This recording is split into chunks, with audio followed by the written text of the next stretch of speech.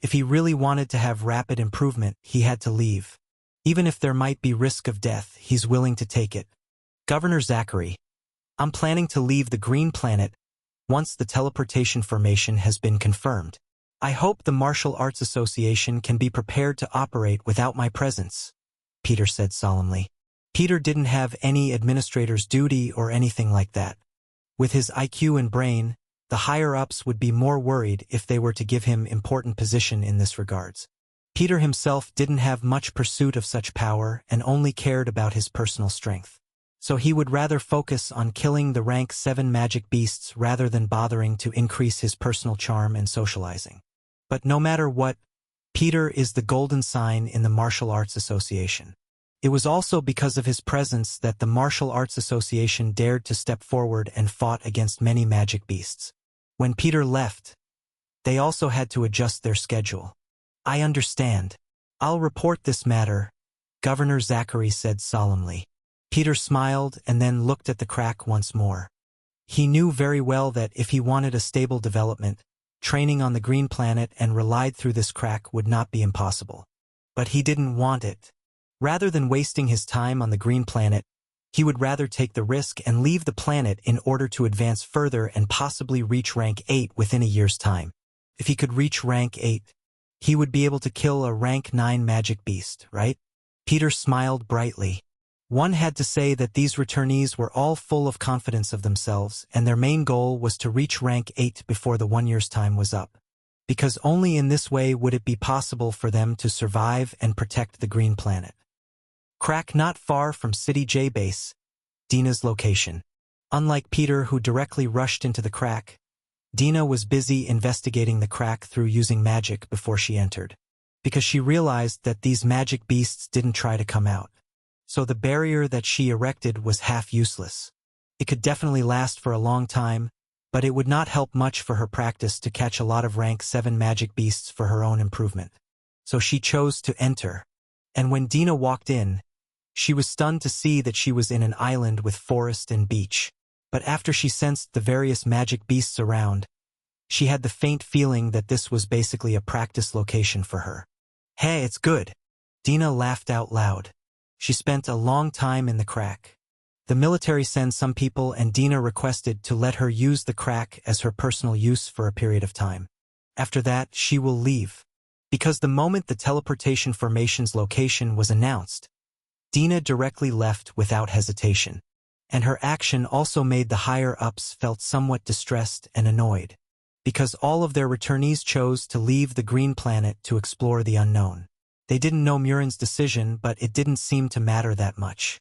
Because Murin was the most uncontrollable returnee and the others were still more or less somewhat reliable. But him? Forget it. It would be better for them not to rely on him in the slightest bit unless they wanted to send themselves to their own grave. And they were not the only one who faced this dilemma. When the message was sent, many returnees behaved the same way. The weakened rank 7 magic beasts were not their opponents, and if they wanted to advance further, they had to make the choice. But right now, it was not the time for this matter. Continent W, Jonas Nolan sighed. Right before it was time for Samuel and Rhea to come, Ruth finally advanced to rank 7 and he breathed a sigh of relief. This was because Continent Z had asked for them to make sure that they have at least one rank 7. Otherwise, they would not agree to explore the crack with them. Though based on what Samuel and Rhea observed, there was truly no need for them to enter. The crack was basically a training place for the returnees. Other people would definitely feel these rank 7 magic beasts terrifying, but the returnee would not feel that way. But Jonas Nolan still refused to enter the crack without other returnees. I have the feeling that I'll die if I enter by myself, Jonas Nolan said seriously. And I'm an alchemist, so I better stay behind and not risk my life. No matter what, it's better for me to stay alive than to be brave. He knew very well that his position is important in Continent W. The country has treated him well and the soldiers protected him with all of their lives. No matter what, Jonas Nolan couldn't bear to put himself in danger. So he will have to ensure his safety as much as possible. Calling these returnees for help was clearly the best option. All right. Ruth, who had advanced to rank 7, didn't give any opinion. Clearly, she didn't care too much about this matter. The people from Continent Z is about to arrive. Be prepared to receive them. Yes. City A base. Samuel went back far earlier than Ria, so he was dragged by his father who wanted to know about the crack and the danger there. So after Samuel explained that the crack would not be too dangerous, Mr. Jones was silent. Do you want to tell the people from Continent W about this? I think that the main reason why they ask for our help is because they didn't think they're strong enough. They will know about it later and perhaps there might be something interesting when we head there later, Samuel interrupted. In the end, Peter had to listen to Governor Zachary's words and worked for one day to adjust his condition. To be honest, what he needed to do was simply to adapt to his newfound strength. Other things were not something he needed to concern himself with. I have told you that I'm fine, Peter grumbled. After he entered the crack, Peter was stunned when he saw that he was on a rocky lands. There were some scattered rank 7 magic beasts in the distance. At the same time, he could sense the magnetic field of this rocky areas were clearly disturbed. Peter arched his eyebrows. This is gravity training room? Peter muttered under his breath. Warriors' development would usually vary, but one of their most favorite training place was naturally the gravity chamber. It was basically an area that has the gravity increased by at least a few times. The increased gravity would force them to learn to control their body and strength well. So this was basically the favorite for every magic warriors and warriors who have only made their breakthrough, especially if their breakthrough was done in battle. This kind of gravity training room would help them to adjust themselves with their newfound strength at the fastest speed possible. Well, not quite gravity training room, but the pressure here is very suitable for me to practice. Moreover, there are also some rank 7 magic beasts in the distance that I can try to kill for practice, Peter murmured to himself. He didn't care too much about a few rank 7 magic beasts. While they were of the same rank as him, he was confident that with his defense, these magic beasts wouldn't be able to do anything to him. This basically the best training place. It's a bit eerie. For the crack to suddenly give him such a good training space, Peter felt a faint chills in his heart. It seemed as if his every move was under the watch of someone or something that he couldn't sense in the slightest bit. Even after reaching rank 7, in which he could control his body almost perfectly, he still couldn't sense that someone was watching him. It was terrifying. But after a moment, Peter calmed down. If he couldn't even sense anything wrong after reaching rank 7, it meant that the other party should much higher in ranks compared to him. Moreover, being able to control these magic beasts within the crack. Peter didn't think that he would be able to do something like that even if he were to train for decades. It sounded really mysterious, and his advancement paths have always been the simplest among them all. He never had to think too much. As long as his physical strength increased, it would be an improvement for him. So while Peter felt that the place was a bit odd, he would not refuse such a chance that was given to him. In that case, let's fight. Bang, bang, bang.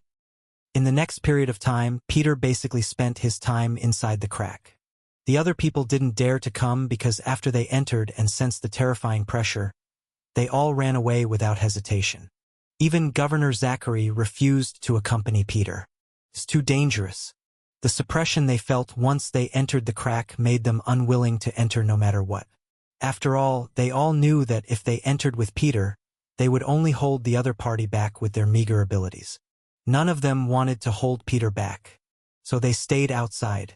Anyway, Peter will bring out a few rank 7 magic beasts' corpses from time to time, which would be given to them to cook. He will eat a lot and then the surplus would be given to them. As for the weaker magic beasts, they could hunt it themselves. After living a life like this, Governor Zachary came to Peter with the latter's phone. Considering Peter's violent nature and the fact that this man often destroyed his own clothes because of his attacking methods, his phone was temporarily stored by Governor Zachary. Of course, he would not check the content without permission. Peter actually didn't care, though. He didn't have many friends, and most of the people he knew were all from the Martial Arts Association. Those others whom he knew were only passerby in his life, and Peter didn't remember most of them anymore. Peter, there's a message from Samuel. I don't know the content, but it might be something important. Governor Zachary handed the phone over. Samuel? Peter took the phone with a strange expression. He and Samuel rarely contacted each other. After all, they have their own business and would not interfere with each other's lives unless it was necessary. There were so many rank 7 magic beasts some time ago, and the two of them were busy in their respective areas to fight. Peter didn't ask much about the other situation because he could guess what they were doing more or less. Besides, he was too engrossed in training these days. Peter completely forgot about everything else. Peter saw the message from Samuel and arched his eyebrows before he laughed lightly. Samuel's message was actually about the crack and the fact that it would contain special place for their training. He had already entered the crack and naturally knew that Samuel was telling the truth. It was just that he didn't expect Samuel would tell such a matter to him. He's quite a righteous person, Peter muttered to himself, and then put the phone away after sending a message to reply to the other party. Is it something important, Peter? You could say so. Peter stood up and stretched his body. After training inside the crack for a few days, Peter had actually noticed that the effect of his training had slowly diminished. He knew that this was because his body was getting stronger and the environment here was limited. If he really wanted to have rapid improvement, he had to leave. Even if there might be risk of death, he's willing to take it. Governor Zachary, I'm planning to leave the Green Planet once the teleportation formation has been confirmed. I hope the Martial Arts Association can be prepared to operate without my presence, Peter said solemnly. Peter didn't have any administrator's duty or anything like that. With his IQ and brain, the higher-ups would be more worried if they were to give him important position in this regards. Peter himself didn't have much pursuit of such power and only cared about his personal strength. So he would rather focus on killing the rank 7 magic beasts rather than bothering to increase his personal charm and socializing. But no matter what, Peter is the golden sign in the Martial Arts Association. It was also because of his presence that the Martial Arts Association dared to step forward and fought against many magic beasts. When Peter left, they also had to adjust their schedule. I understand. I'll report this matter, Governor Zachary said solemnly.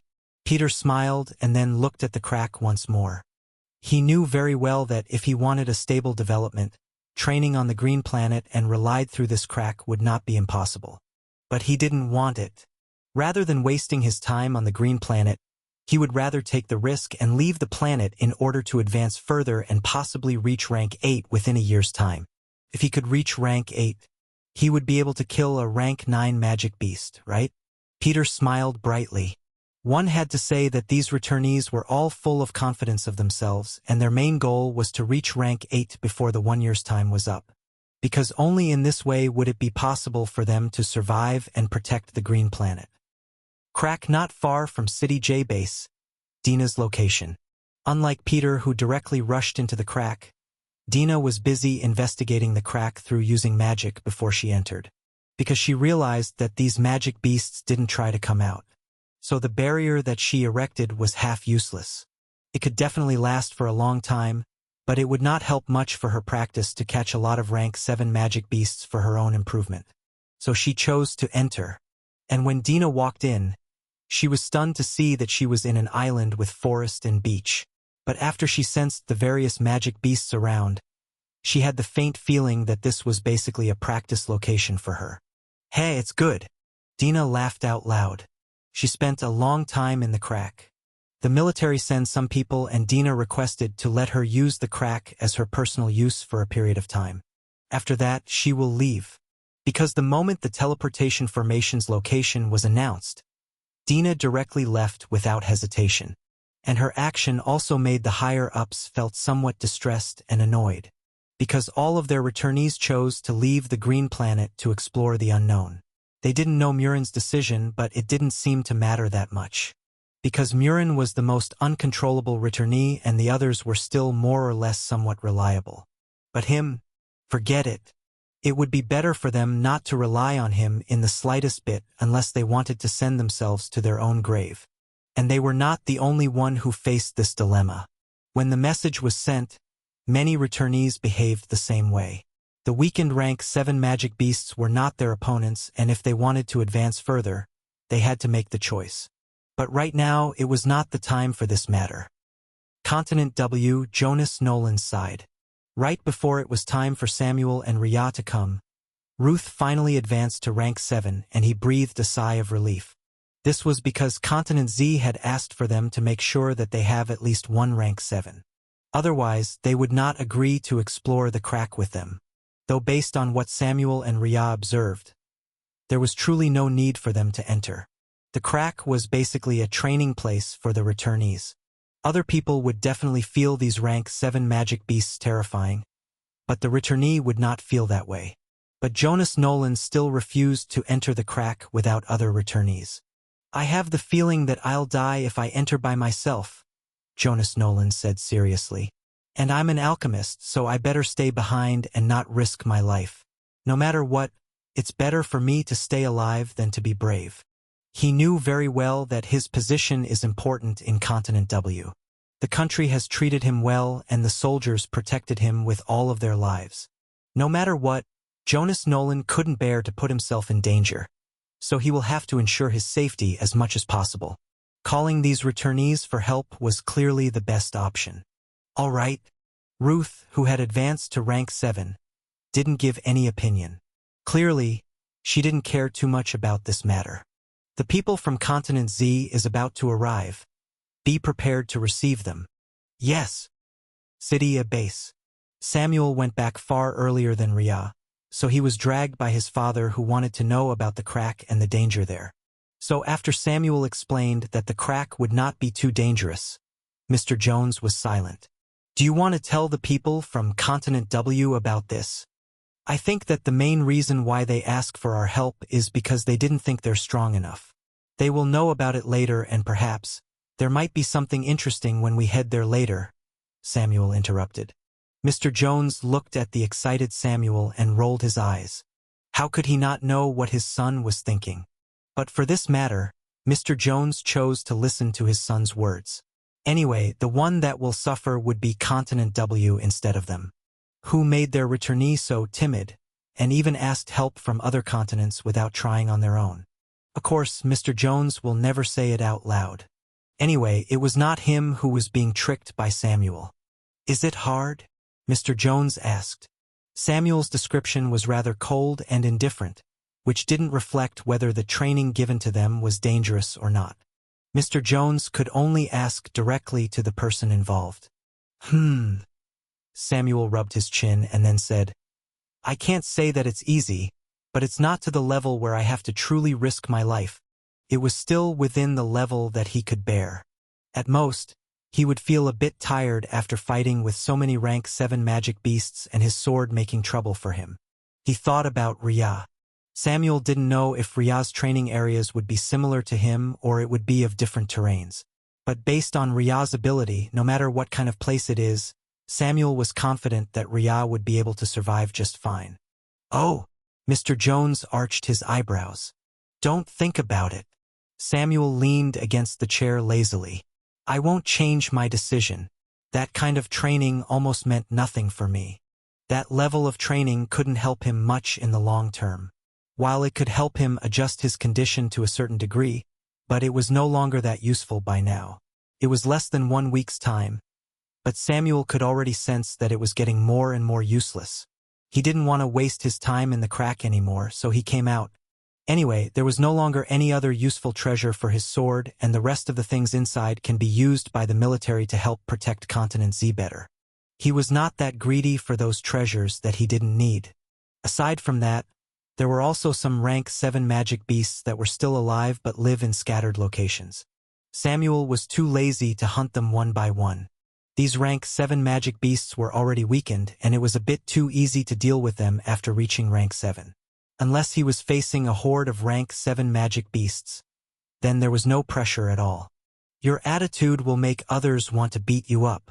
Mr. Jones rolled his eyes when he saw his son's action. Samuel chuckled.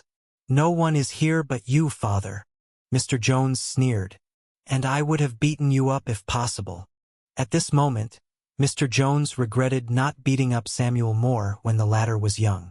After all, Samuel used to be a well-behaved child when he was young.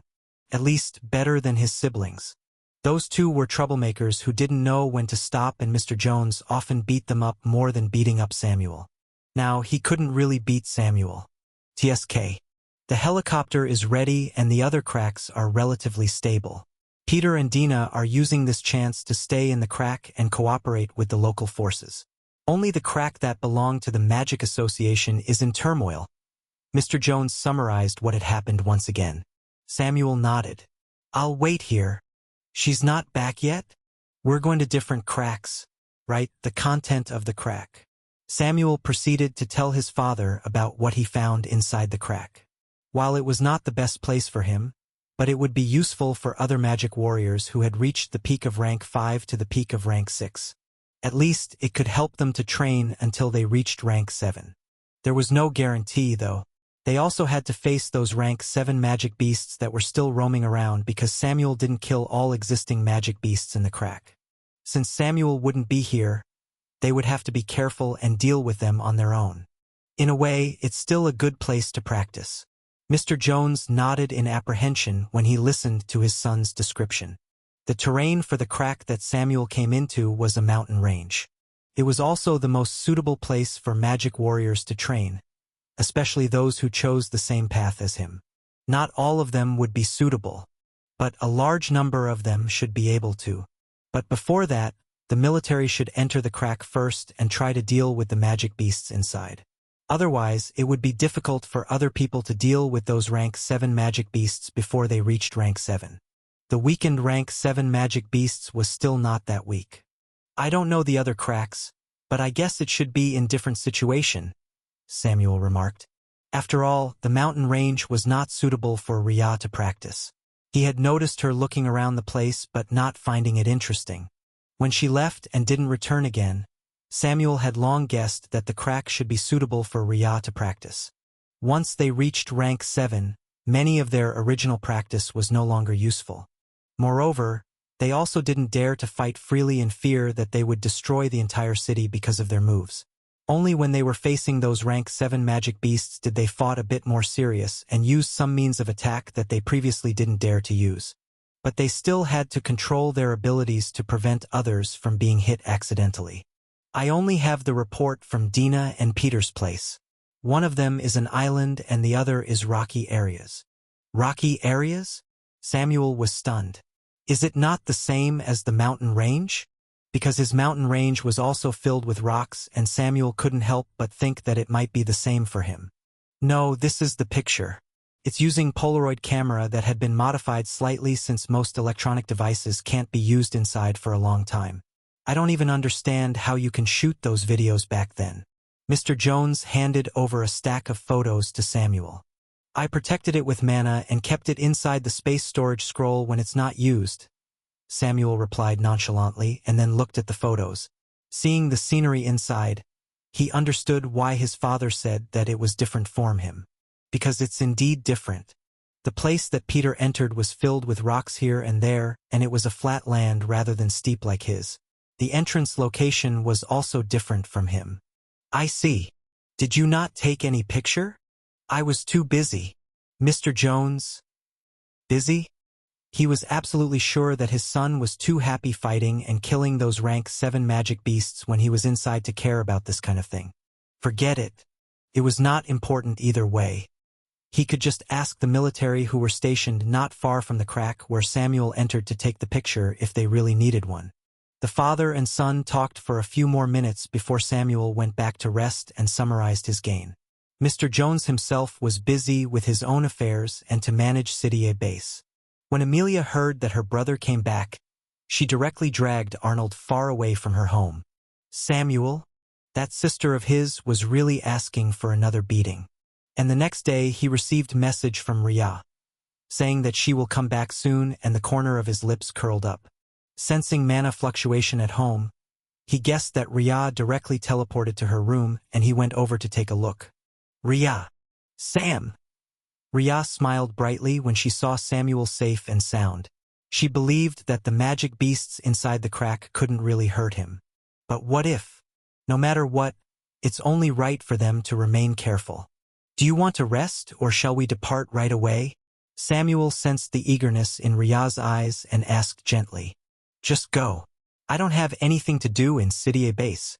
Oh wait, where's Mel? I want to give her something. She's running away from home." Samuel sneered. Ria was speechless. "Again? What did you do?" Those who knew Amelia's temper naturally knew that her act of running away from home has never been a meticulous deed. She would only run away to other familiar place, so everyone in the Jones family had long gotten used to Amelia's style of running away from home that didn't look like it. Could be said that everyone was extremely tolerant to that girl. Then again, it's their sister or daughter. "I didn't do anything." Samuel shook his head and then looked in the direction of Sean's room thoughtfully. He had greeted the soldier in the military region in advance to let them train Sean and don't give him any leniency whatsoever. Because Samuel felt that his brother was too lazy and didn't train seriously, he let them train his brother well for a week. It could be considered as his punishment for his younger brother because of his antics and so on. No matter what, Samuel would not let his younger brother off so easily. That brat needed a beating. He guessed that Amelia might have seen how miserable Sean is in the past few days, that she was determined not to get close to him in fear that he would suddenly target her. While Samuel was not that unreasonable person, Amelia didn't want to take the bet. "Sean." Ria followed Samuel's gaze and remembered that Sean seemed to have undergone Spartan military training under Samuel's order. Her lips twitched when she thought of that. It seemed that Amelia should have run away to avoid being forced by Samuel to train like her brother. She didn't want to suffer so much, and the best way to avoid it was through running away. Well, as expected of Amelia. Even Ria felt speechless by her best friend's operation. "It's possible," Samuel said helplessly. Other than Sean's matter, he didn't do anything else. The things about the magicians from the Magic Association were not something that would be told to Amelia, and other affairs of City A base was not really something that Amelia paid attention to. Moreover, she couldn't really get involved in most matters. "Well, I'll look for her for a moment and then we'll meet in the military base?" Ria silently expanded her perception and slapped a rune to her hand to increase her senses temporarily. This will allow her to find Amelia in a short period of time. As long as she was still within City A base's territory, Ria would be able to find the other party easily. "Okay." Samuel nodded and then left without hesitation. Ria scanned City A base and then found Amelia's location. Seeing that she was walking around the city base, her lips twitched slightly. There was also Arnold beside Amelia, so the two of them should be relaxing after their daily training or mission. It could be said that Amelia's training with Arnold's presence was much better than without him around. He helped her to focus on training and so on. Ria quickly made her way to Amelia, and it didn't take long for her to see the other party. Busy buying some snacks. "There are already snack store now?" Ria looked at the store in surprise, not expect that there will be business at this point of time. Then again, City A base was truly not lacking in resources in the slightest bit. So it was not surprising that some relatively capable people had gathered enough resources to open a store on their own. Ria." Amelia was pleasantly surprised when she saw Ria and trotted over. "You're back. Just for a while. I'm here to give this to you." Ria handed over a magic scroll to Amelia and then added, "You can use the resources inside as you please, and if they're too much, you can even give them to others." "Huh." Amelia was confused and then checked the content of the magic scroll. It would have been fine if she didn't check, but when she saw the content inside, Amelia was almost petrified on the spot. So much grains, milk, and even meat. Everything was piled up. And the magic scroll was definitely a higher-ranked space storage scroll compared to those sold in the market. Because it was so vast. The mana fluctuation from the materials also told Amelia that none of these things were ordinary food. They were all food that was grown with mana inside. Even if she couldn't sense how accurate it is with her half-baked estimation, she knew that these things were extremely valuable. They seemed to be of higher concentration than the food circulating in City A base. If Ria were to know what Amelia was thinking, she will definitely tell the other party that isn't it obvious? Even though these were all the food that contained the least mana inside her world, but it was cultivated in the place where mana concentration was extremely dense. Compared to the food grown outside, it was definitely far better and more useful for most magic warriors and warriors. Of course, Rhea didn't plan to let Amelia know this. Is this not too much? Amelia asked in confusion. I don't know when I'll go back to City of Base again, so I think it's better to give these things to you, Rhea explained helplessly. Anyway, I can't really use them. Can't use them? Amelia fell into silence as she looked at the food piling up inside the space storage scroll and looked at Rhea speechlessly. If other people were to know what Rhea was saying, they would have long scolded her. Where are you going?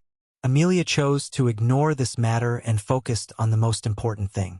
She knew that Samuel and Rhea often leave for a period of time, so she was not that worried. But this time, Rhea actually gave a lot of food and supplies to her, which made her think in the bad direction uncontrollably. Couldn't be that Rhea had to leave for an extremely long period, right? She frowned. I can't tell you.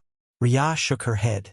There were reasons why the messages were only sent to those of rank 7 and above. Samuel and a few other returnees told the higher-ups about this matter because the continents needed to know their whereabouts. But for other people, they could only stay silent. It was basically impossible for them to say anything. Amelia and the others would still take a long time to reach rank 7, and if they hadn't reached rank 7, they would only be in danger if they headed over to that world. And by the time they reached rank 7, the inevitable passage would have been opened. At that time, there would be huge magic beasts tide rushing over, and the only thing they could do was to fight. So Rhea didn't want Amelia and the others to worry so much. Isn't it just the crack again? Amelia rolled her eyes and then sighed. Be careful on your journey, Rhea. I will. Rhea smiled and then pinched Amelia's cheek. You better train hard so that you won't be lagging far behind me when I return. Also, there are some magic beasts' corpses there specifically for Mo. I heard that you're the one taking care of him, so please help me defeat him. After that, without waiting for Amelia to answer, Rhea ran away. Rhea! Amelia rubbed her cheek with resentment. It was not that hurt, but she still didn't like having her cheek pinched. By others. Well, she knew that Rhea was joking around, though. Reviewing the words that Rhea said to her, Amelia snorted. She scanned the space storage scroll and found the stack of magic beasts' corpses on the side. Seeing that they were either rank 6 or even rank 7 magic beasts' corpses, Amelia was silent. She had the feeling that Mo the white tiger was basically eating far better than most human beings. This is outrageous. Sigh. Forget it. Rhea wanted to pamper her white tiger and other people couldn't really say anything about it. No one knew that Rhea actually took Mo in just because she wanted a mount. After all, she couldn't drive and didn't think that it was necessary for her to learn in the past when the price of cars were so expensive and the maintenance was even more so. It's better for her to use the bus or other public transportation than cars. So when the world changed, Rhea couldn't drive. Since she didn't want to cause any traffic accident due to her poor driving skills, she just let Mo become her mount. The problem is, Rhea's strength improved a bit too fast. Mo couldn't keep up with her strength improvement and there was no longer any need for Rhea to keep her pet around. He ended up roaming around City of Base to kill any magic beasts around that slipped from the net and turned them into his food. Anyway, Mo had a relatively satisfying time. From time to time, Sophia and Amelia would give him additional food. And right now, Mo had become a rank 5 magic beast. This rank was even higher than some of them. Even Amelia had the feeling that she was being surpassed by the white tiger. This made her feel a bit sad. Sometimes, humans' life is really not as good as pets. Amelia sighed deeply and put away the magic scrolls. She will give those magic beasts' corpses to Mo and let him eat. Presumably before Rhea returned, Mo might end up reaching rank 7 first. TSK, TSK, TSK. Are you not going to tell her about that? Arnold asked from the side. Amelia raised her head and then pursed her lips. She and Arnold has been roaming around in City of Base after they had finished their training and mission. After all, the two of them didn't have other things to do, and when Amelia saw how brutal the training Sean had to experience, she refused to come back home no matter what. Watching her brother being punished was sometimes really fun. But this time, Amelia shuddered. Her brother is too cruel. So when she saw Samuel returned, she had no other thought but that she had to run away from home again. During one of the walk a few days ago, Amelia bumped with Ria's father, Mr. Taylor. It could be said that Mr. Taylor looked completely different from before, because he couldn't live well in City A base. It was not like living in this city base was difficult. But Mr. Taylor had to work hard as menial worker in order to support his life, so he couldn't look as clean as he used to be. If one had to say, he looked rather dirty and didn't look much different from the beggars on the street. Amelia couldn't even recognize him if she didn't hear what he was saying. I'm looking for my daughter, Sierra. She's going with the magicians from the Magic Association, and she's also part of the Turin family. Mr. Taylor struggled to ask the guards. But the guards really couldn't imagine how the dirty guy in front of them could be connected to the Turin family who has risen and become powerful. Moreover, the magicians from the Magic Association were also not that easy to deal with. Old man, you're kidding, right? If you're really the son-in-law of the Turin family, how come you look like a beggar over here? It's better to say that you're just trying to take advantage of the relationship. And the magicians from the Magic Association are not someone you can mention so easily. The guards mocked Mr. Taylor when they saw him, clearly full of disbelief of his words. Mr. Taylor's fingers were clenched, but he also felt helpless. When he approached those magicians from the Magic Association by saying that he's Sierra's father, they said bluntly that the Turin family only wanted them to bring their daughter back. In other words, they didn't care about him in the slightest bit. This made Mr. Taylor feel unacceptable. Why does his wife suddenly abandon him so cruelly? He kept on trying to call the Turin family or made contact with the magicians from the Magic Association, but they always ignored him. His words and appearance didn't seem to match. And even if he were to find the Turin family, what does he want them to do? Took pity on him and take him in? The Turin family might be a big family, but they didn't want to raise waste. Damn it! Mr. Taylor smashed the wall with his fist and felt pain from his hand. But at this moment, he was also desperate. The life in the past year made him realize that he was nothing. Without his second wife's financial support, he wouldn't be able to succeed. And now, there were many people who have successfully become a businessman and earned a fortune. While he was still working as a construction worker to lift bricks here and there. This made Mr. Taylor feel rather desperate. When the magicians from the Magic Association came under the Turin family's order to find Sierra, he thought that this would be his chance to make a comeback. As long as he could have the Turin family's support, he would be successful again. There would not be any need for him to worry about his life in the future. But these magicians from the Magic Association words shattered his fantasy. They never treated him seriously. Bang! Falling on the ground due to weakness, the other people ignored Mr. Taylor. There were not many magicians from the Magic Association in City A base, but even if they heard his words, they wouldn't care in the slightest bit. It could be said that they were only taking money and resources from the Turin family to run errands. For other things, they didn't care. Amelia watched this happen with Arnold on the side. It was a coincidence for her to see Mr. Taylor and that scene. The man who used to be very condescending and treated other people's lives as ants have now fallen to the point where he himself was being treated as ants by others. The Turin family abandoned him. The magicians from the Magic Association were not willing to help him, and even his own daughter left him behind. Does Sierra know that her father was still alive? She naturally knew because she and her father met from time to time before the magicians from the Magic Association came under the Turin family's order.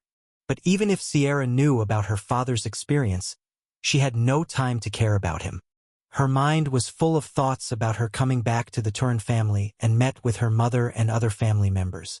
She never thought that the reason why her mother left her and her father behind was because she felt that the two of them were useless and that there was no point in keeping them around. Now Sierra had died. Mr. Taylor was still alive, but perhaps death would be a relief. It was just that, under the current situation, Mr. Taylor might not want to die before he could find his wife and ask for explanation. I don't think it's necessary for Ria to know these things, Amelia said slowly.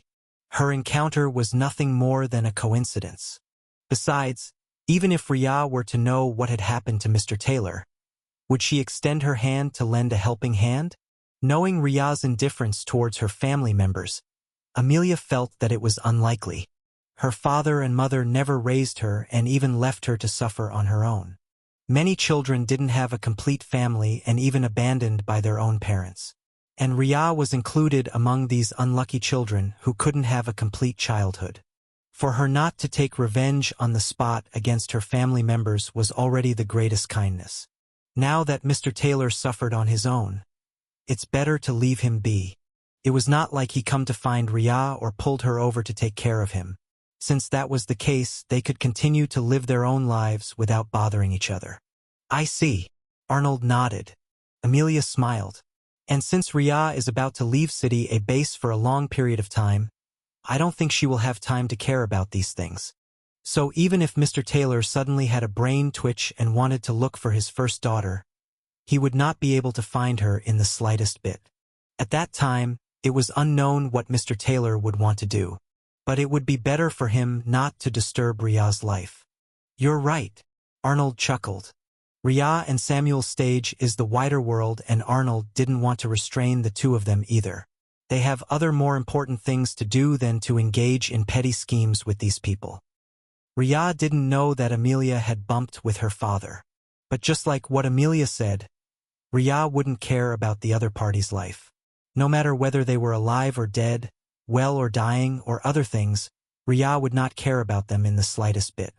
She was not raised by Mr. Taylor, and his presence was minimal in her growth. No matter whether he live or die, Ria would not pay attention to him as long as it didn't affect her own life. Anyway, she was done with her task of handing over that thing to Amelia, and for the rest, she just wanted to go back and met with Samuel to go to Continent W. Since they would be using the helicopter, Ria planned to meditate and rest on their way. Ria, we're here. Samuel waved when he saw Ria coming and nodded at the general. If there are dangers in the crack, prioritize to save your life and don't be tough, Mr. Jones reminded.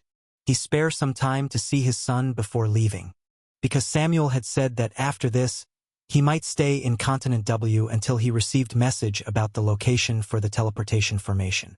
This was because if they could make a good use of the crack from other continent, it might be good.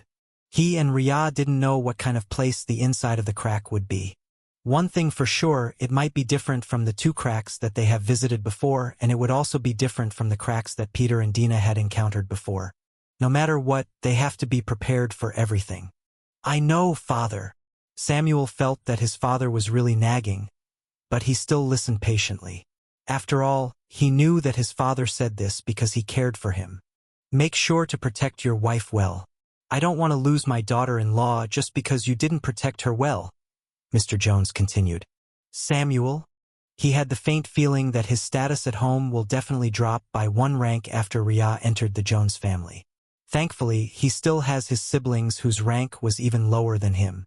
Otherwise, Samuel would definitely feel even more speechless. And when Ria came, she saw Mr. Jones was admonishing Samuel. Ria? Did something happen? Oh, Ria, you're finally here. Mr. Jones smiled brightly when he saw Ria coming over. Don't worry about the mission. If you can't deal with those rank 7 magic beasts inside the crack, you can leave them be as long as you can save your life. Ria? Huh. She looked at Mr. Jones speechlessly. Uncle, if I'm not wrong, Continent W asked for our help to protect their own people, right? Ria said slowly. Don't worry too much. Mr. Jones waved his hand. They can take care of themselves, and as long as you don't release the water too much, they wouldn't say anything. Ria, Samuel, the soldiers. Everyone was speechless. Looking at the biased Mr. Jones, they sincerely wonder why his opponent had never beaten him up all this time. Because they themselves felt that it would be a good idea to beat him up. Father, don't lead Ria astray, Samuel said and pulled Ria to the helicopter. Do the mission in accordance to your abilities and don't force yourself too much. That will be the best way to deal with it. If they were too perfunctory when dealing with the magic beasts, Continent W will definitely file a complaint to Continent Z. Samuel knew that his father was only saying this so that even if they were suspected of releasing water in the future, the one to be blamed will be Mr. Jones. He could directly give the reason that it was because of his instruction that Samuel and Rhea didn't do their job well. Of course, if Samuel and Rhea could work well, then this thing would be unnecessary. But Mr. Jones truly spoke from the bottom of his heart. He wanted the two of them to stay alive no matter what, so even if they didn't deal with all the rank 7 magic beasts in that crack, they would not be blamed and could still keep their lives. "Uncle is kind," Rhea said helplessly. She understood why Mr. Jones did this. While she was not very proficient in terms of human interaction and so on, but Rhea was not stupid. She could guess more or less why Mr. Jones had to say it in front of so many people. "He's thinking too much. There's no need to worry too much about the mission," Samuel said lightly. "Those rank 7 magic beasts on the green planet has been weakened. And if there were 4 returnees who would enter the crack later, Samuel was sure that they would be able to deal with a large number of rank 7 magic beasts. After all, each and every single one of them had their own way to protect themselves and to fight. There was no need for them to worry so much about others." "Emicham." Rhea shrugged and then sat on the seat and started meditating. She had to recover her mana before their arrival in Continent W. Samuel saw Rhea's action and didn't bother her. He also silently meditated while the soldiers had already made the arrangement for their departure. The journey was relatively smooth and no magic beasts disturbed them. Even the flying rank 7 magic beasts didn't appear and made trouble, which made Samuel wondered whether these magic beasts were sleeping or there were really none of them that will appear now. If it was the latter, then it would be a good thing. He and Rhea might be strong, but the other people on the green planet might need some time before they could contend with these rank 7 magic beasts. After all, many of them hadn't even reached rank 6. Continent W. While Samuel and Rhea were on their way, Ruth had already head over to Continent W as ordered by the higher-ups.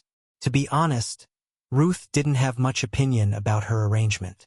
She didn't have any prominent background and the officials never truly restrict her movements. At most, they wanted her help from time to time.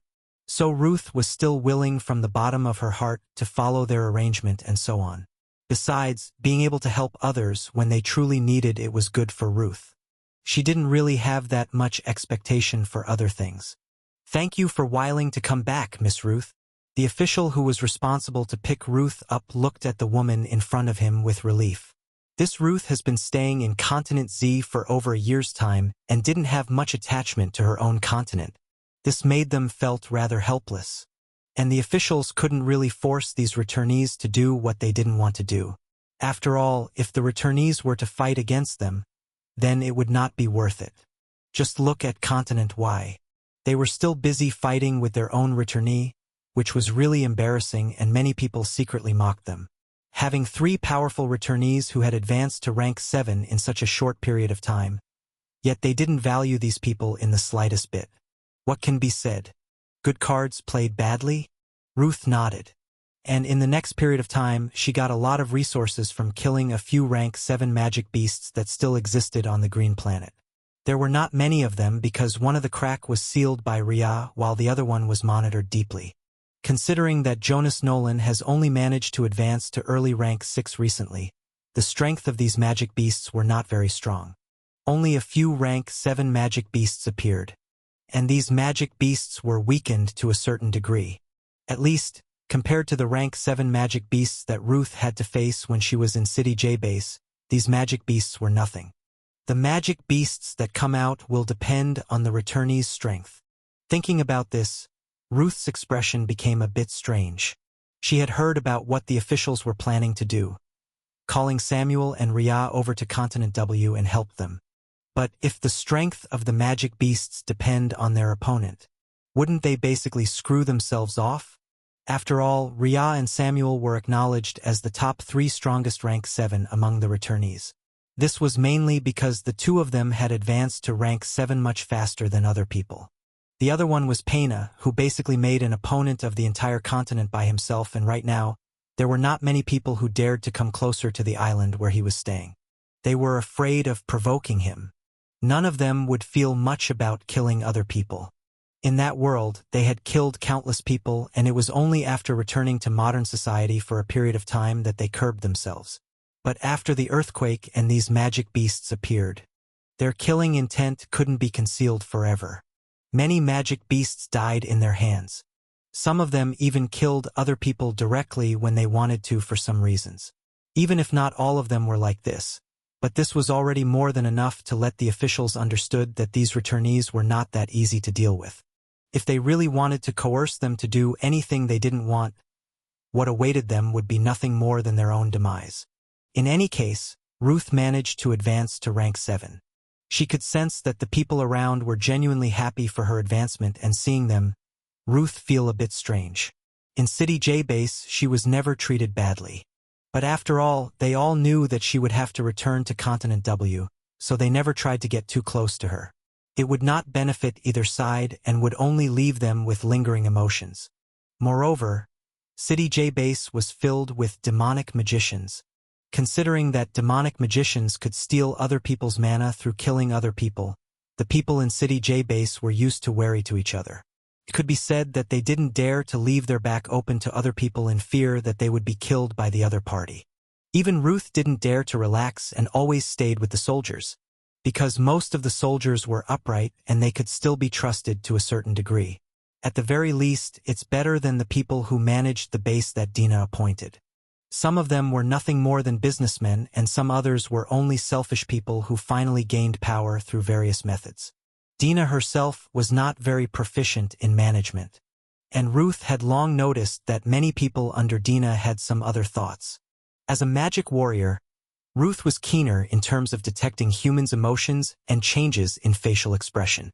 This might be the advantage brought as warrior because they were used to learn how to control their body to the fullest. Some of them were muscle idiots, just like Peter, but many of them became more meticulous in their observation like Ruth. So she noticed that the people in City J base was a complete mixed bag. It was hard to say whether this is a good thing or a bad thing because the people there were mostly selfish B****stards. In Continent W, the people Ruth met were also soldiers. As she had expected, the soldiers' emotions were really pure and they didn't have too much calculation. Even if there were some of them who were smart and calculative, they would not usually use it against their own people but to fight against their enemies. Because in this way they would be able to win the war. Many wars and battles were based on deception. Sister Ruth, have you advanced? Jonas Nolan's eyes lit up when he sensed that the pressure on Ruth's body was higher than before. Moreover, he could no longer detect Ruth's strength, so he estimated that she had advanced to rank 7. Didn't you see the pattern? Ruth asked back. Her expression was a bit strange. As for being called sister, this was because Ruth is indeed older than Jonas Nolan, who was only in his early 20s. One had to say that all returnees were of different age. But they were all still relatively young and rigorous. I'm busy in the alchemy room, Jonas Nolan replied sheepishly. His alchemy room was specially built to be soundproof and so on. This was to ensure that he would be able to focus on making alchemy without being disturbed by the outside world. So even if the entire world was being destroyed outside, Jonas Nolan might not be able to know until it was late, because he was still in the alchemy room. Oh, Ruth nodded. She didn't understand why these people who focused on their side profession could be so patient. If it was her, she would have long threw away the tools in her hand because she couldn't bear it any longer.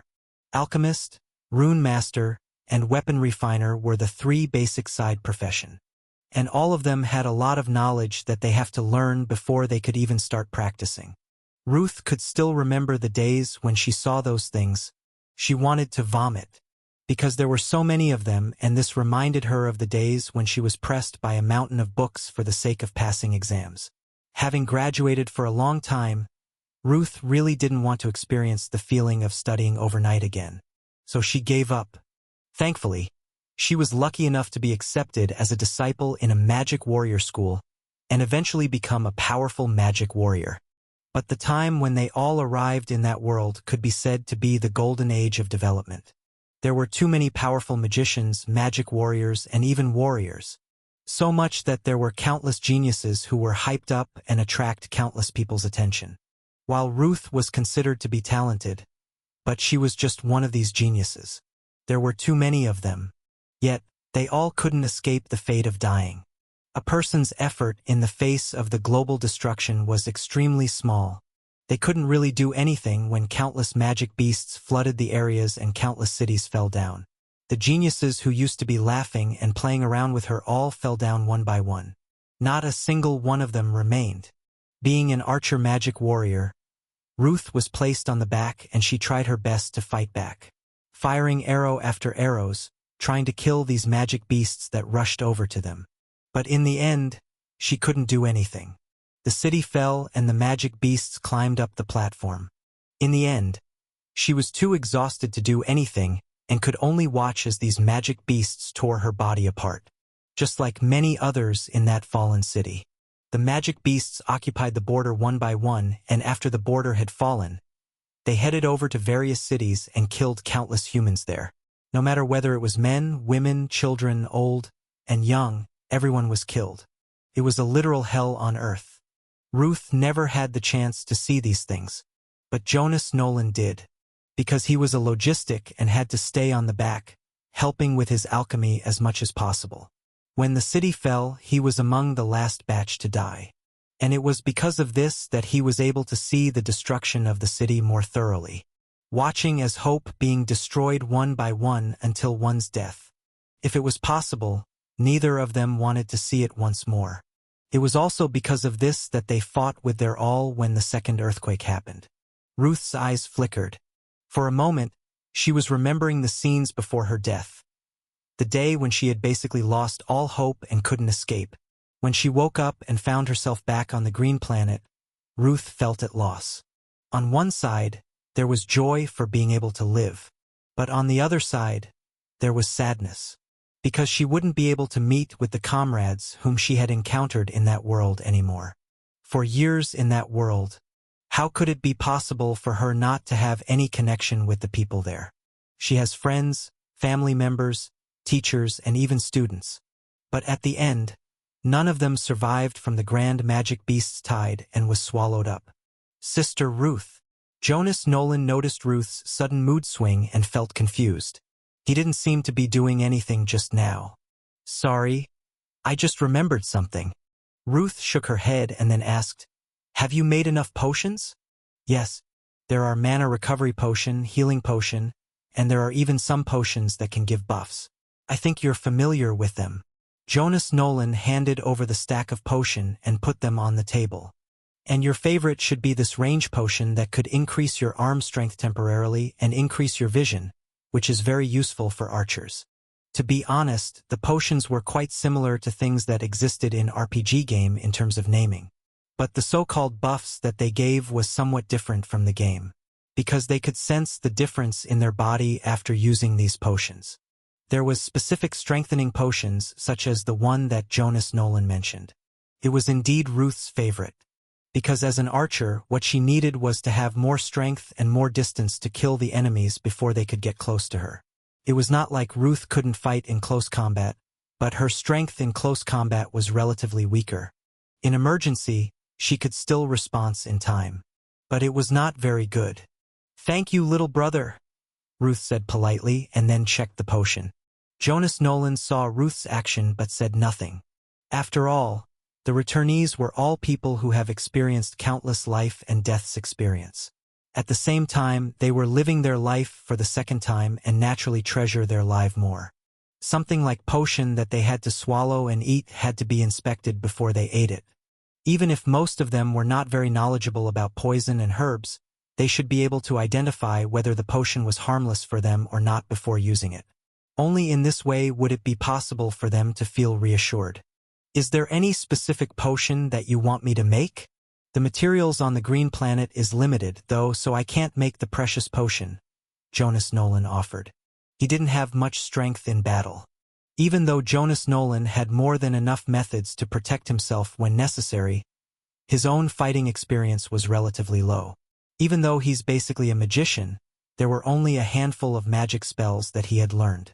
One had to say that he was extremely dedicated to alchemy, so much that his strength in other areas could only be considered poor. But this might be the reason why he was the one selected as one of the returnees. Because his path as an alchemist was extremely pure and thus, he would be able to advance faster in this path. If it was other people who were frequently distracted by combat and so on, they wouldn't be able to reach the same height as Jonas Nolan even if they were given a lifetime. No need. Focus on the potion needed for the exploration, Ruth reminded kindly. Samuel and Rhea will arrive soon, so it would be better for Jonas Nolan to use the remaining materials to make potion that they might need in the crack.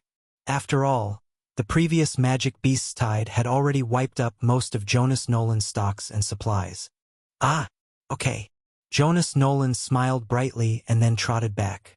Seeing the young man's back, Ruth shook her head and for a moment remembered her disciple in that world. He was as young as Jonas Nolan and also a very energetic young man. Just like her, he was an archer magic warrior. But because he was weaker, he died earlier than her and she could only watch as the magic beasts climbed up to his platform and dragged him down.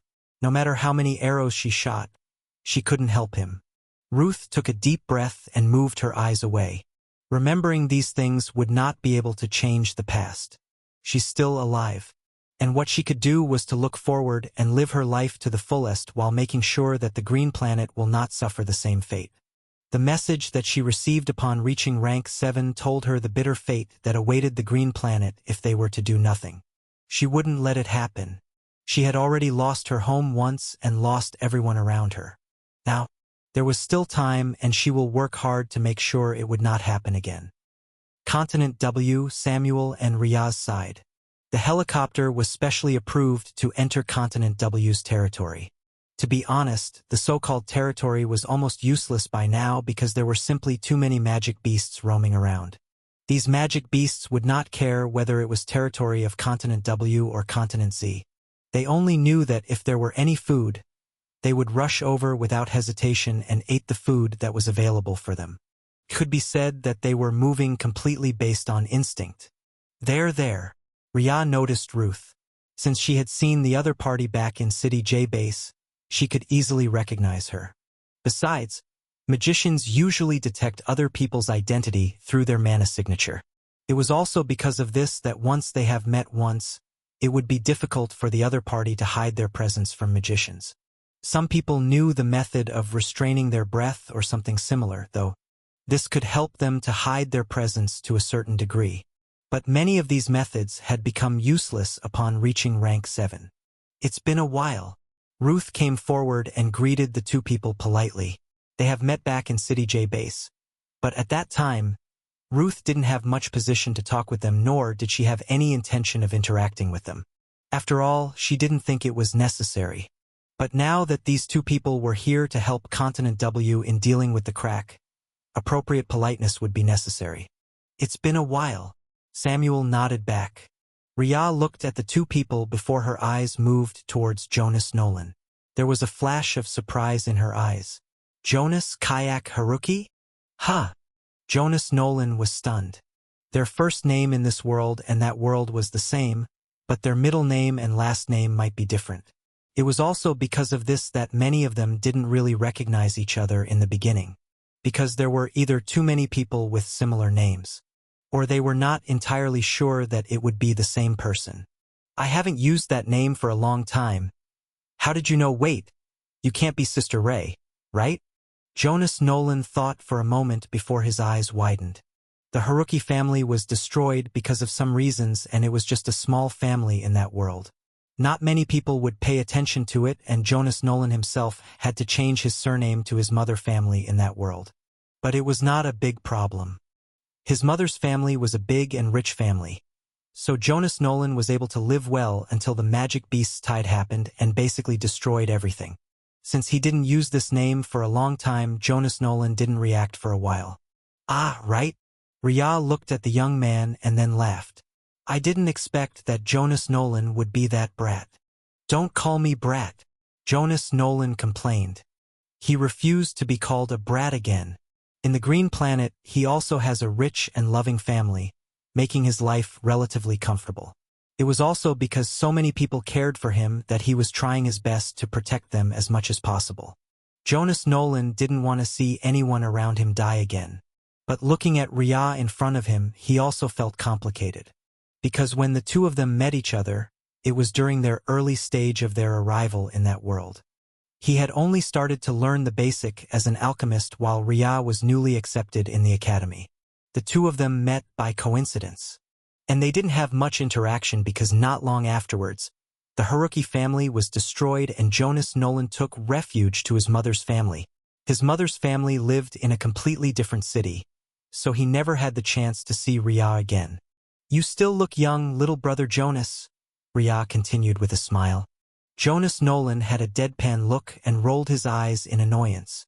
"But you actually tell me a fake name. Ray is my nickname because there are some people who wants me to die in that world," Ria replied with a shrug.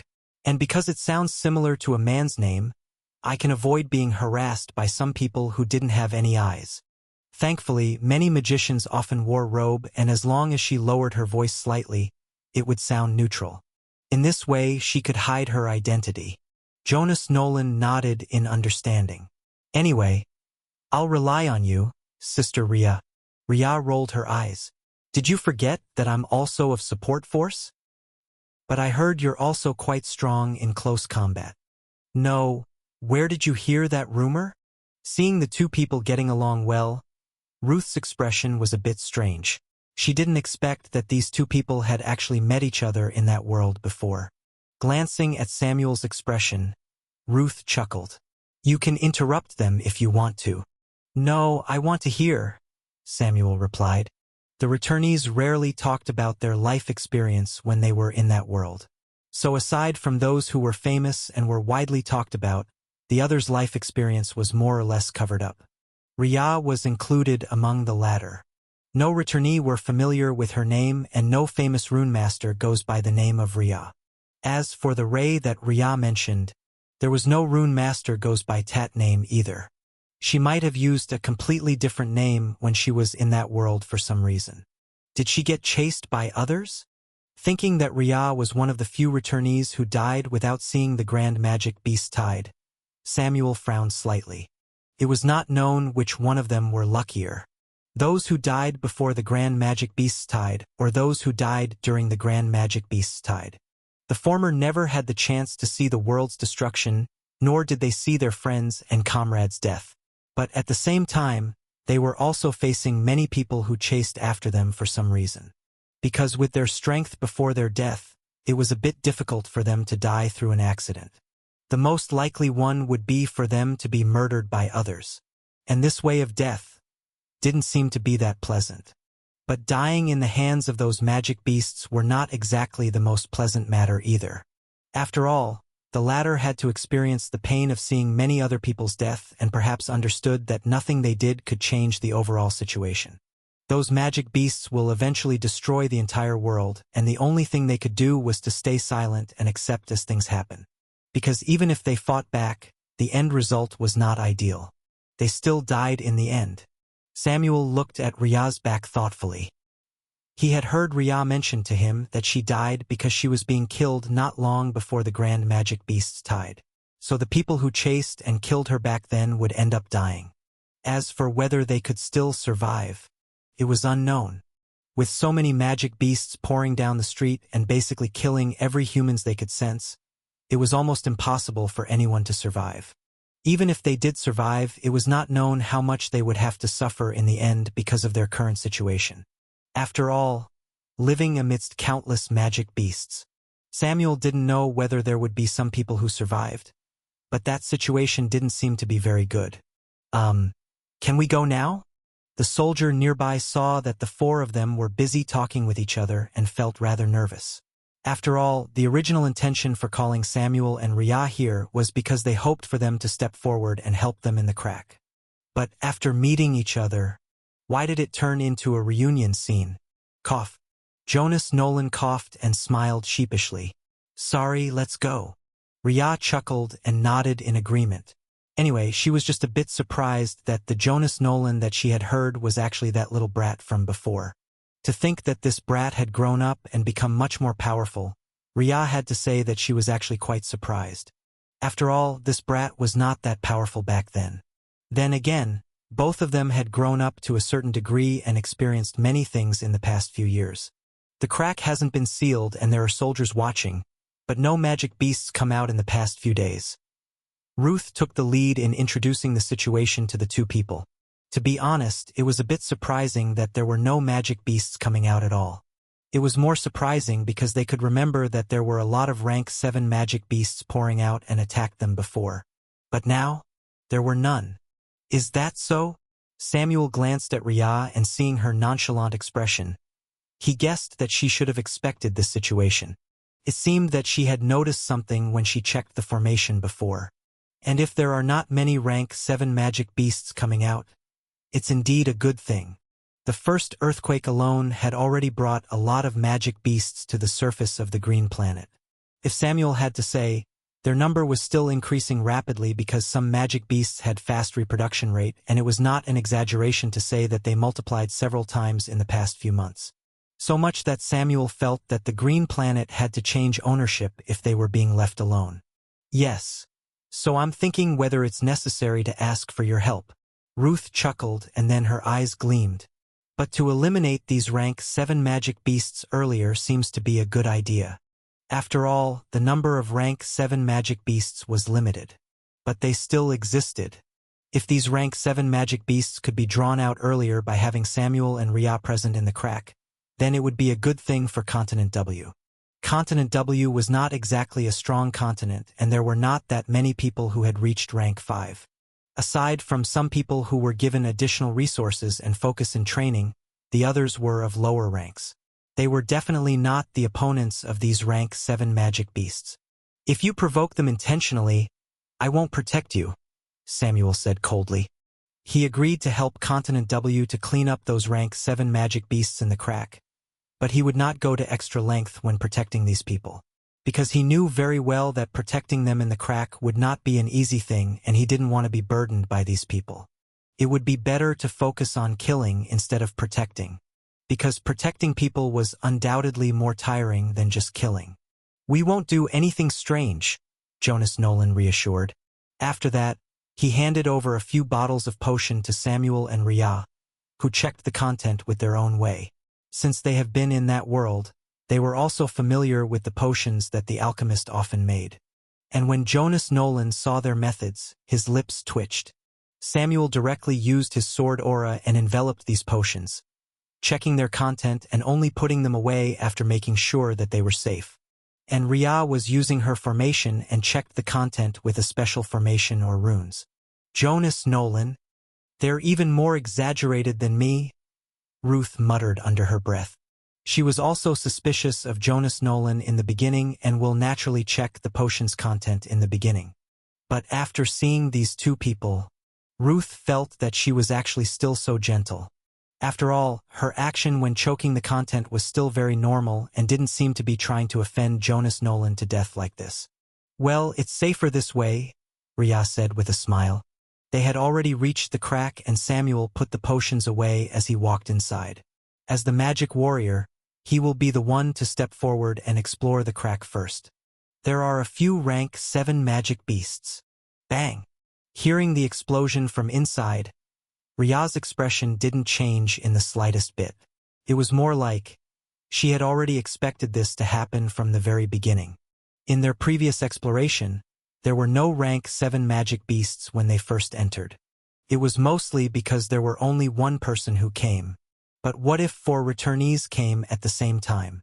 These rank 7 magic beasts suddenly became active, as if they were facing the most delicious food in the world and would pounce at the fastest speed possible.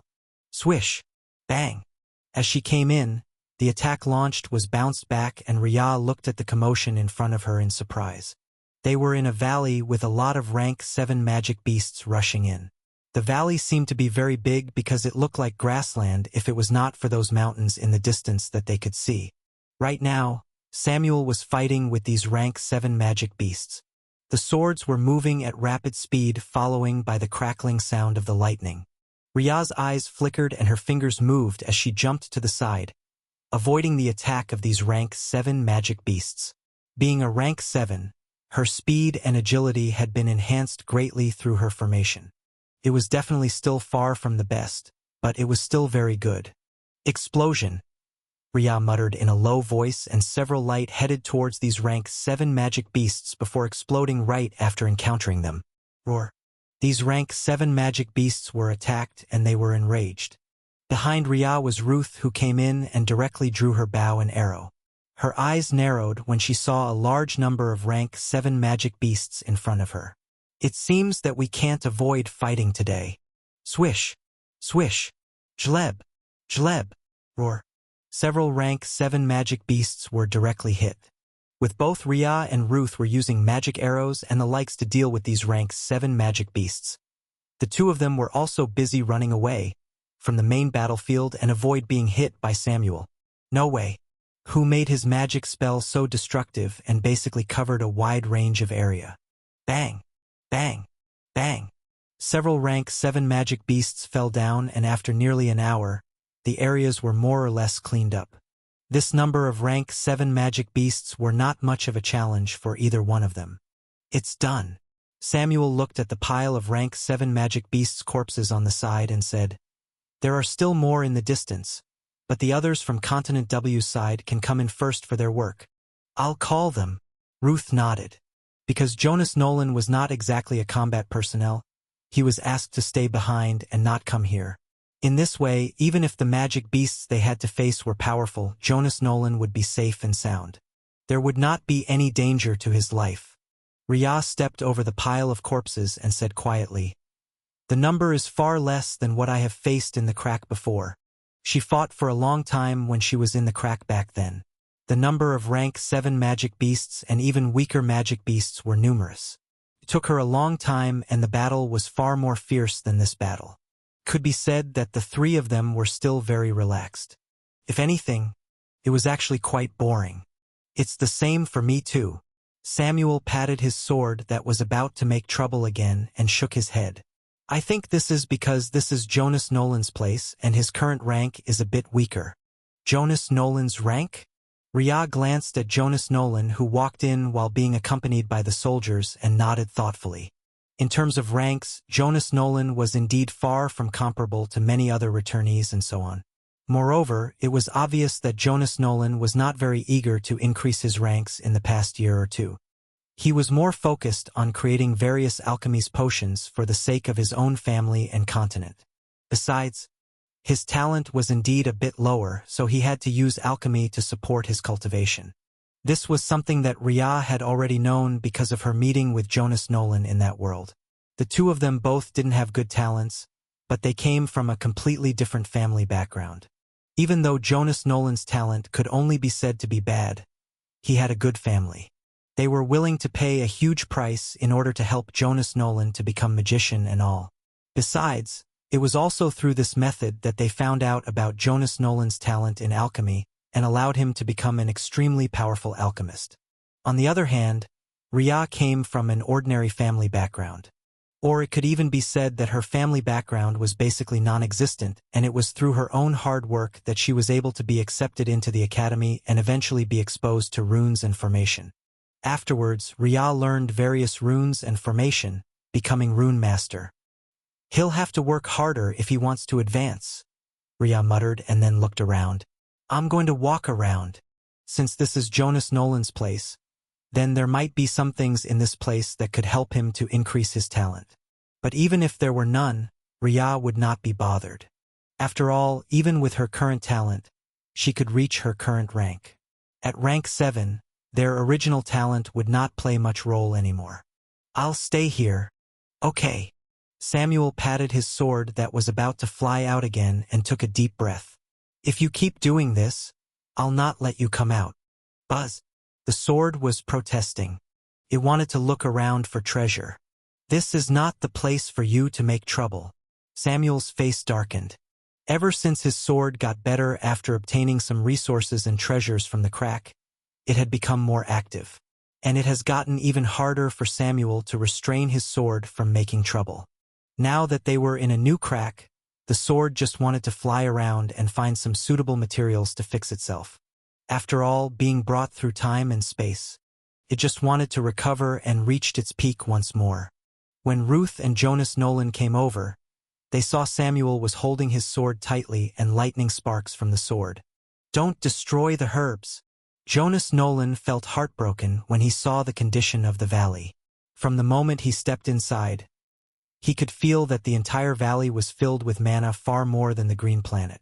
This made him want to stay here for a long period of time.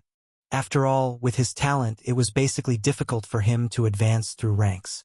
If he could practice in the place like this, he would be able to advance through ranks much faster than usual. And with so much herbs around, this is paradise for Jonas Nolan. The only problem was those rank 7 magic beasts that existed on the distance, but the other returnees would be able to deal with them smoothly.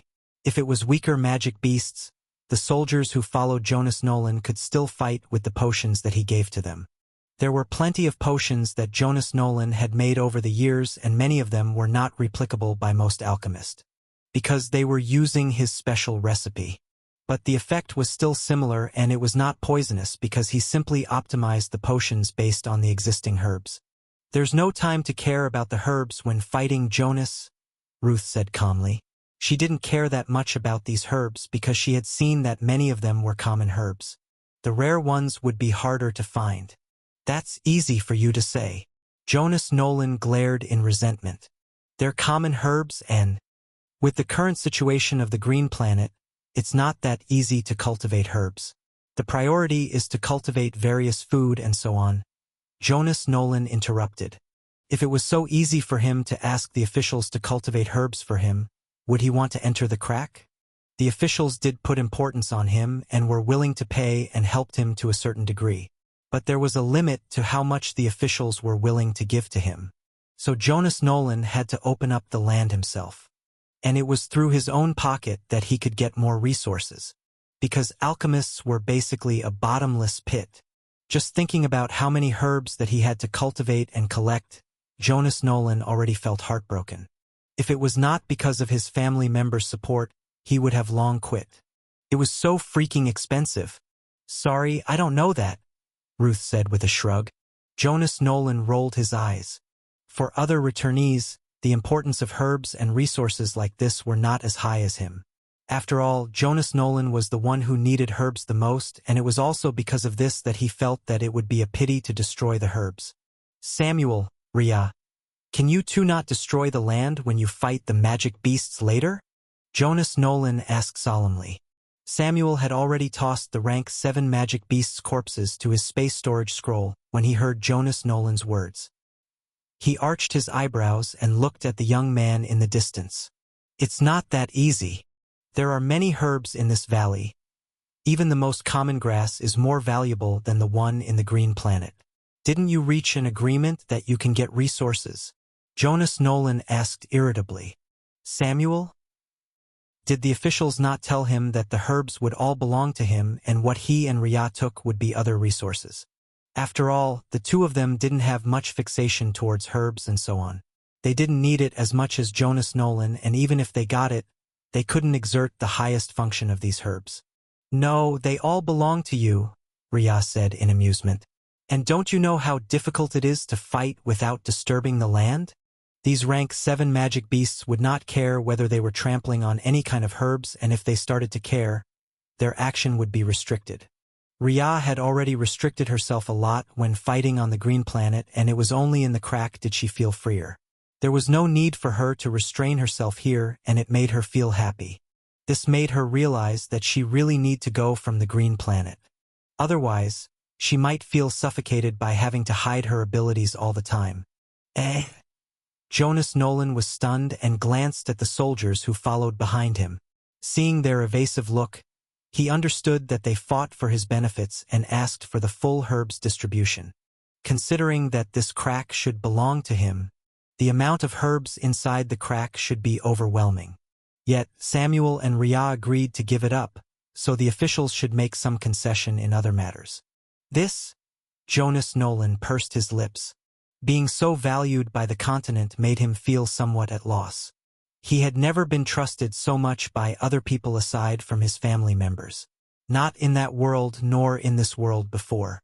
But now, the negotiation that clearly favored him greatly made Jonas Nolan somewhat at loss. "They have great expectation of you, Jonas Nolan," Ruth said from the side, interrupting Jonas Nolan's thoughts.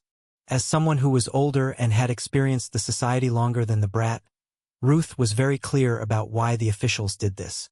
A person like her who didn't have much demand and a person like Jonas Nolan who didn't have much experience in society were indeed much easier to control.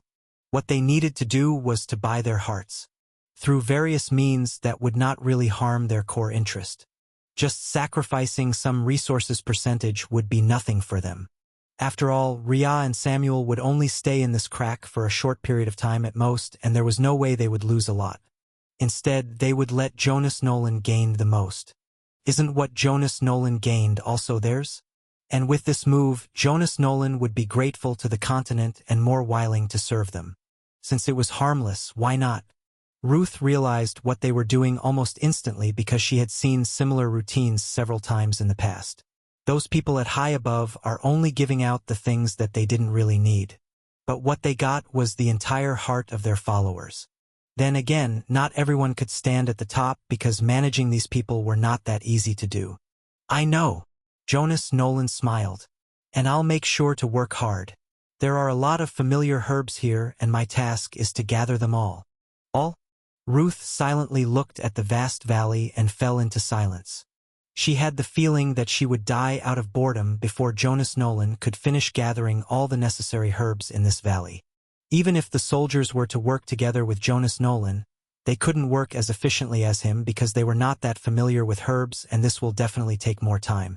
Just thinking that she has to be here as bodyguard for a long time, Ruth felt somewhat irritable. She didn't want to do something like that. Be prepared for battle.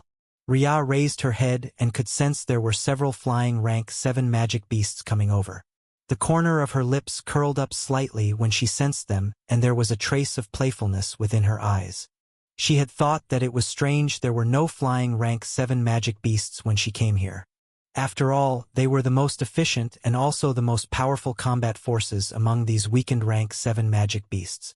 The weakened rank 7 magic beasts were really weak. At least, in the returnees' opinion, they were weak.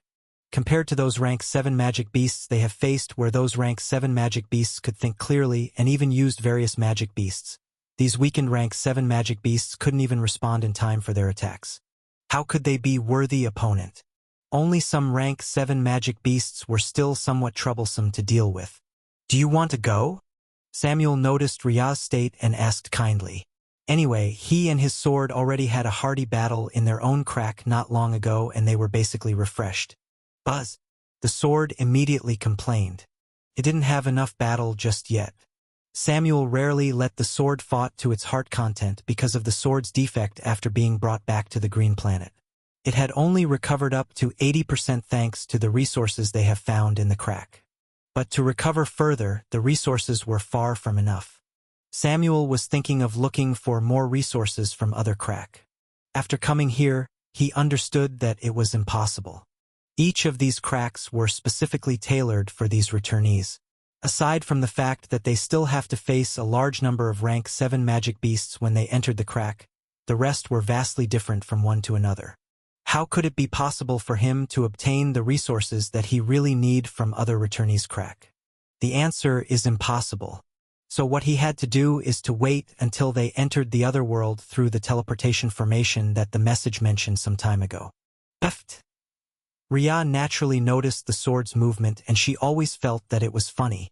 For some reasons, she was glad that her world didn't like to make trouble like Samuel's sword. If she had to fight every few minutes with her world, it would be very tiring. But the world treasure could indeed give birth to consciousness. It was just that Ria didn't know to what degree her world will give consciousness to. Come on, you can fight them if you want to, Samuel said helplessly. All right. Ria still has the protective rune circle around her, and when she heard Samuel said this, she simply injected her mana and fly above. Anyway, battles in the air would not affect the herbs that much, right? Flying. The soldiers were stunned when they saw Ria fly in the sky. Is it that surprising? Ruth looked at these soldiers suspiciously. Almost every rank 7 professions had the capability to fly. The main differences is that they usually needed to wait until they reached the late stage of rank 7 because flying usually consumed a lot of mana. Rhea was an exception because she was basically using the runes that will also take the mana from the air. Other people wouldn't be able to do this. At least Ruth herself couldn't. Huh? You can fly, Sister Ruth? Jonas Nolan asked in surprise. Not yet. Before she died, Ruth had already learned some methods that would allow her to fly once she had enough mana. But back then, she didn't have the chance to practice it until she became proficient. She only tried a bit and fell down several times because it was really difficult. Controlling one's movement in the air could be said to be extremely difficult, and Ruth didn't think that it would be possible for her to do it in a short period of time. At the very least, it took her a long time in that world to even learn how to stabilize herself. If you can't even do it, why do you look so nonchalant like that? Jonas Nolan sneered at Ruth's nonchalantness. Ruth rolled her eyes. Can you even fly? Jonas Nolan was silent. At least, I still has the qualification to be able to fly in the future, while you don't even have the qualification. An arrow was stabbed on Jonas Nolan's heart. Samuel saw these two people bickering with each other and was speechless. But at the same time, it was a good thing that the two of them were still so relaxed at this time. If they panicked, then he would start to wonder whether they were also returnees like him or not. The soldiers? What do you mean that it's a good thing that they were still relaxed? Right now, the soldiers were already on the verge of being angry because of their attitude. There were several flying rank 7 magic beasts up there, waiting to eat them, but they were here bickering. Of course, that was if the soldiers could focus on them. Most of their attention was focused on Rhea, who was flying above right now. The captain had a thoughtful look. Among the people who came here this time, he was the only one who received the message about the fact that the Runemaster could fly. This image was captured in the satellite, and some people were doubtful. Aside from Murin, who had a flying magic beasts, no other returnees were reported to be able to fly before. As for Murin, they already knew that he was a bit special, because even if he was capable of flying, his fighting power was not that powerful. It was only trouble to deal with him because there were several magic beasts around him who will fight on his behalf. Murin himself was not that strong. Without his magic beasts, he was basically nothing. But since he's a beast master, there was nothing wrong with him focusing on nurturing his magic beasts. The feedback he received through the contract was already more than enough to protect himself to a certain degree. Bang! At this moment, Rhea had already encountered with these rank 7 flying magic beasts above. She looked at their movement that was mostly based on instinct but could still reach her easily, and her eyes narrowed. It didn't seem that these rank 7 flying magic beasts were controlled. Yet, they were definitely being influenced because they wouldn't be here otherwise. There was no reason why these rank 7 flying magic beasts had to kill them, right? Don't tell me that there are some kind of lame drama of hatred between humans and magic beasts. Rhea's lips twitched as her mind wandered. But her hands were not idle as she continued to draw one runes after another, hitting these rank 7 flying magic beasts with various magic runes that had been modified to act like magic spells. Swish! Bang! Lightly moving to the side, Rhea saw the attack of the rank 7 flying magic beasts that used the sharp wind element and felt danger for a moment. The corner of her lips curled up slightly. While it's dangerous, but isn't it more fun this way? Raising her hand, Rhea poured out more mana and then drew more runes in the air. The fighting between Runemaster has always been a silent fight.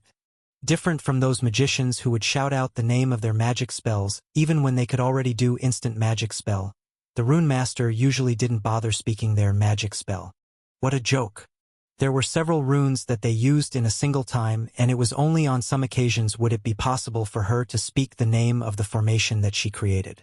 At that time, it was already similar to the ordinary magic spells that could be found outside. And speaking the name was actually quite cool. But in a rapid battle like this, Rhea had no time to shout out their names. She could only move away at the fastest speed possible so that she would not be hit by the attack from these rank 7 flying magic beasts. Swish! Bang! Various elements clashed in the air, creating spectacle for those who watched. Seeing Rhea's movement, Samuel arched his eyebrows and smiled faintly. Even though Rhea is a magician, her agility and strength was already comparable to that of a magic warrior at rank 6. It seemed that the runes that Rhea made to strengthen her physique was really good, if she relied on training alone.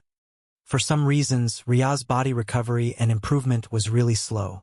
Without enough talent, she could only toil around to train for a long period of time, and there would not be any result whatsoever. That was the first time he saw someone whose physique could be so bad.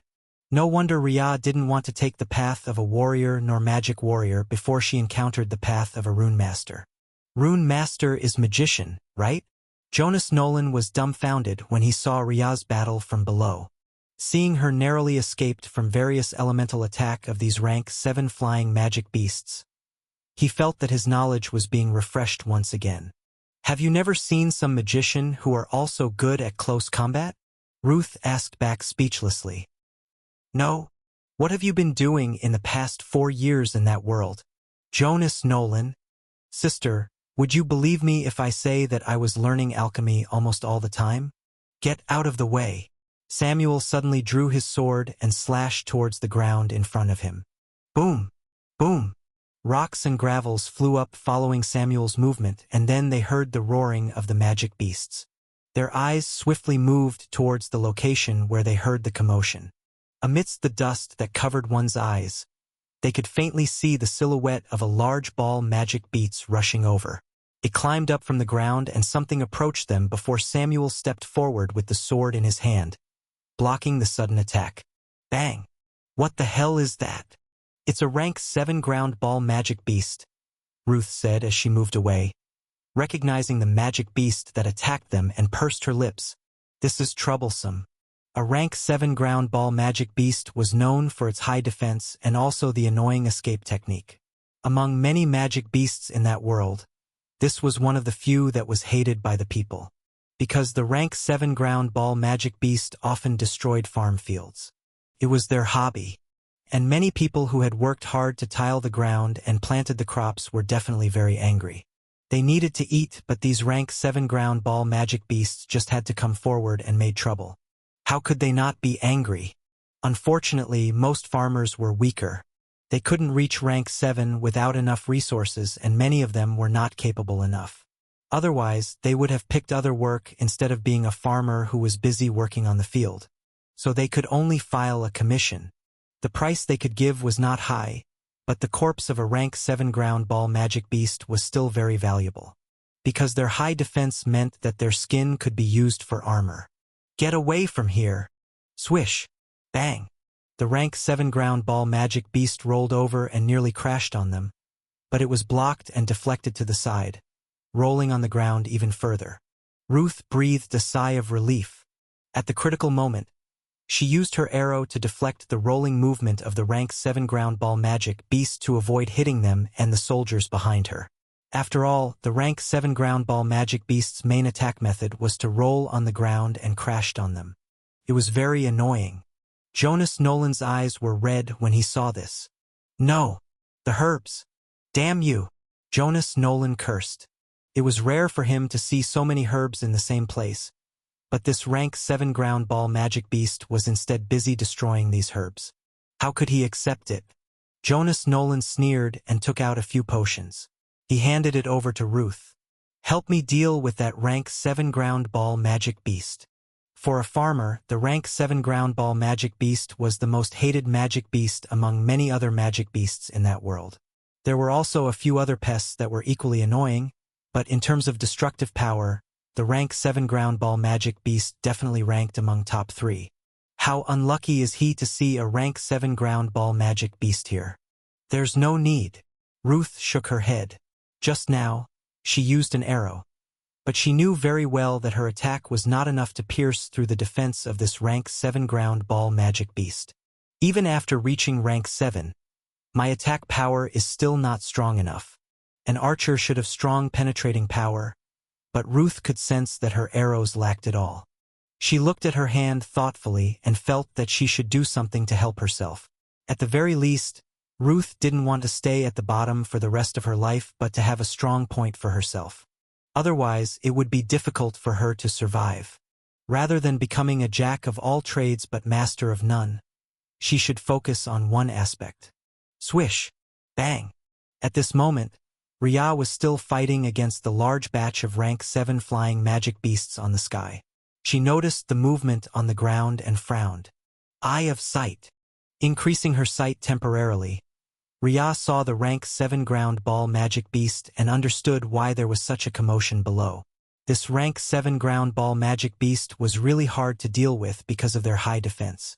Speaking of high defense, why does the magic beasts they encountered one after another all had strong defense? The stronger magic beasts were coming out one after another, and Rhea sighed to herself. It was outrageous. These magic beasts could only be dealt with by Samuel. Otherwise, other people's attack wouldn't be able to break through their defense and cause their injury. Or rather, even if they could attack these magic beasts, their attacks would be ineffective. Swish! Bang! Moving slightly to the side, Rhea avoided the attack of these rank 7 flying magic beasts, and her eyes narrowed slightly. The protective rune circle at rank 7 was modified further to allow her to fight in close range without exhausting the protective rune circle's mana. When she was at lower ranks, it was harder to compress the protective rune circle to let it only activate when the attack was about to hit her. There was a certain distance around her where the attack that she could narrowly avoid it will still active the protective mechanism. This is pure waste of mana. Unfortunately, even with her high control of mana, Rhea was still not able to modify the lower-ranked protective rune circle to be more effective unless she increased the mana consumption. In that case, her protective rune circle would need mana infusion from time to time. That would be a hassle, and Rhea might not have enough mana to spare to maintain the protective rune circle when she was busy fighting against these magic beasts. So she rejected the notion. Screech. Following the scream of the rank 7 flying magic beasts, the air seemed to crack, and Rhea swiftly controlled the protective rune circle to bring herself further away. Ah! It's even stronger. Rhea looked at these rank 7 flying magic beasts with interest. There were several species gathered together. These rank 7 flying magic beasts didn't usually gather together. Yet they didn't look like they were controlled by something. It was actually quite remarkable in a way. Swish! Seeing these rank 7 flying magic beasts gathered in a formation, Rhea's eyes narrowed even further. Who is it? Who could let so many different rank 7 flying magic beasts gather and work together without her noticing how they control them? No, not control but influence. Still, it was not something that most people of the same rank or even slightly higher could possibly do. For them to be so unnoticed, rank 9 or even above, Rhea didn't know. Swish! These rank 7 flying magic beasts would not give her any time to think, and Rhea could only continue to draw the runes in the air. What followed next was the elemental clash between the two of them. Boom! Boom! The sky was red, and several rank 7 flying magic beasts fell down after being hit by the large-scale attack. Even Rhea's protective rune circle had to block out most of the waves so that she would not be affected. These rank 7 flying magic beasts were not weak. Thankfully, Rhea was still able to handle them. Get back from here, Ruth warned the soldiers behind her, and her eyebrows furrowed. These magic beasts were really powerful, and it was not the time for these soldiers to be brave and charged forward. She didn't want to end up with a pile of corpses behind her. Yes, Jonas. I know. Jonas Nolan took out a batch of potion that could increase their defense temporarily and handed them over to the soldiers, letting them distribute it. He had prepared variety of potion, ready to be used as long as it was necessary. Swish! Bang! The explosion from these rank 7 flying magic beasts above didn't affect Samuel's battle with the rank 7 ground ball magic beast. After the rank 7 ground ball magic beast rolled away and failed to hit the soldier, Samuel chased after it with his sword drawn. Clang! The rank 7 ground ball magic beast rolled over once again, using its back to block Samuel's attack, and roared in anger. It was not happy to be attacked by Samuel. Tisk! Samuel clicked his tongue. The rank 7 ground ball magic beast's back was the strongest part of the defense. Even if he has the highest attack power, it was still difficult for him to break through the opponent's defense in one go.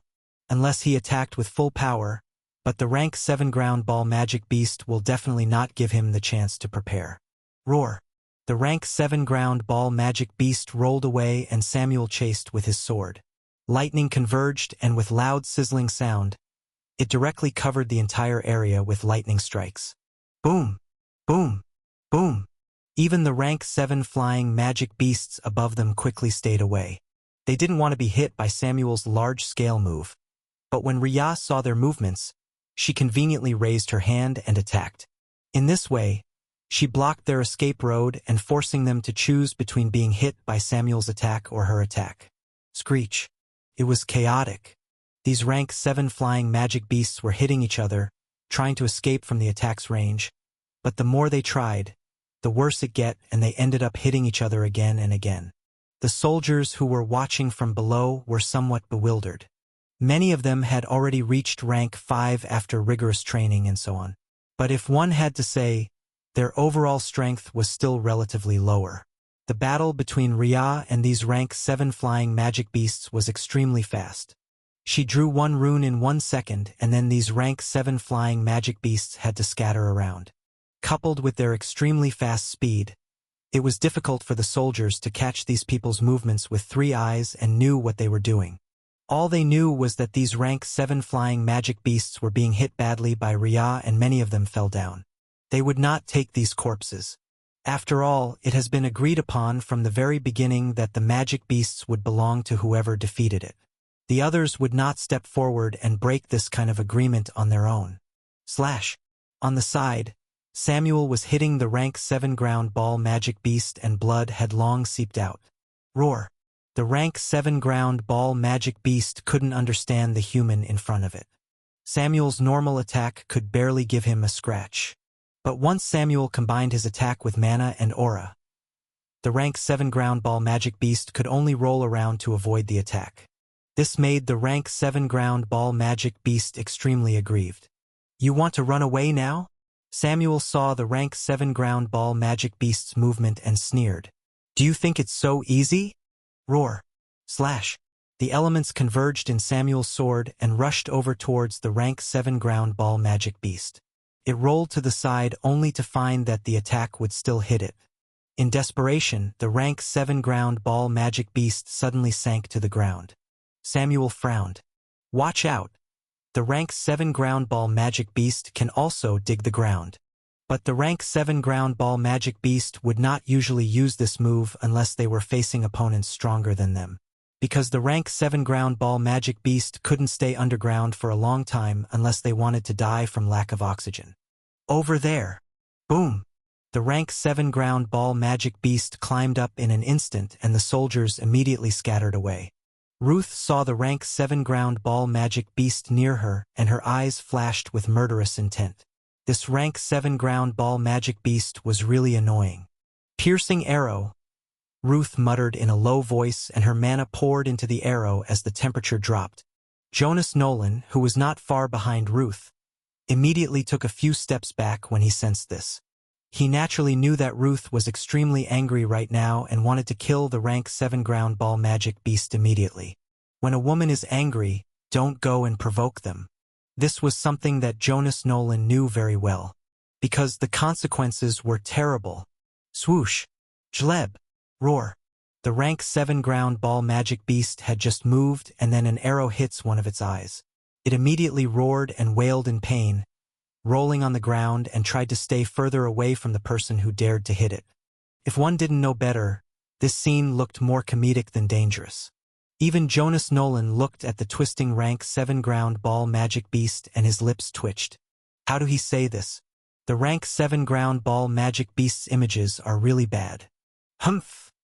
Ruth snorted. She naturally didn't have the capability of breaking the rank 7 ground ball magic beast's defense.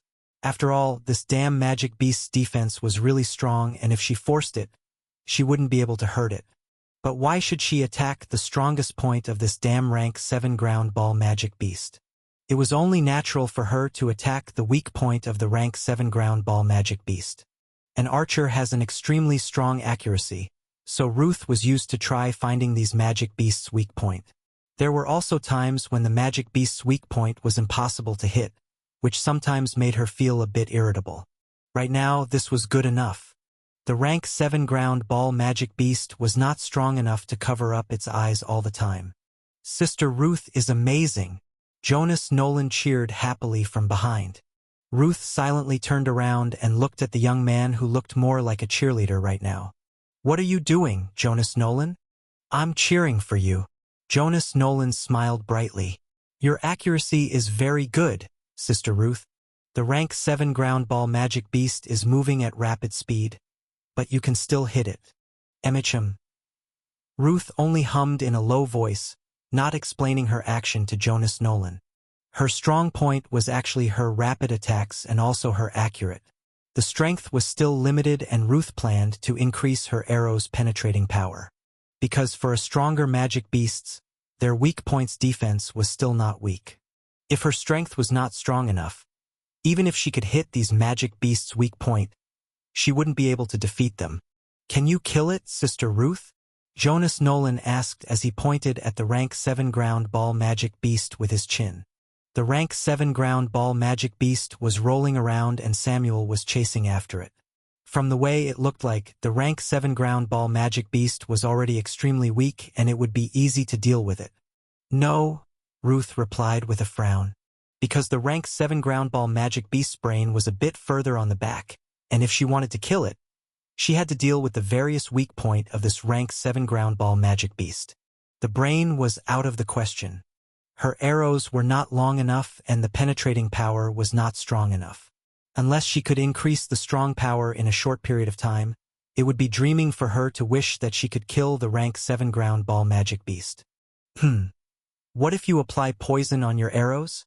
Jonas Nolan asked with a smirk. Ruth immediately turned her head. Seeing the young man smiling with an innocent look, she understood that this young man was definitely far from the way he looked like. Since he's an alchemist who could create various potions that help them in the battle, he could also make poisons.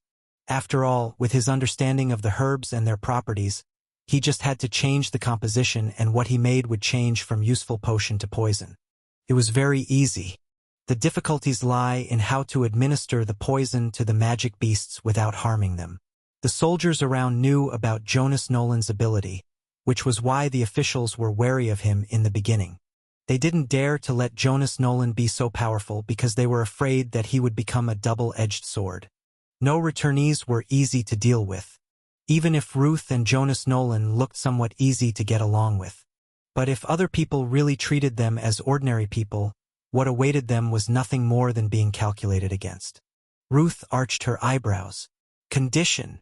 Help me to gather some materials that are more difficult to obtain," Jonas Nolan said without hesitation. The soldiers' abilities were limited and other returnees were too hard to deal with. People like Samuel and Rhea would not agree so easily to him because he couldn't give much benefit to them. Giving poison to Samuel? He will just hack his opponent with sword and there would be no more entanglement. Give it to someone like Murin? Jonas Nolan felt that he would be humanity's sinner if he dared to do that. So after some calculation, Ruth seemed to be the most suitable one. Bang! As the two of them were talking, the rank 7 ground ball magic beast was thrown nearby, the body was split into two and blood splashed out. Roar!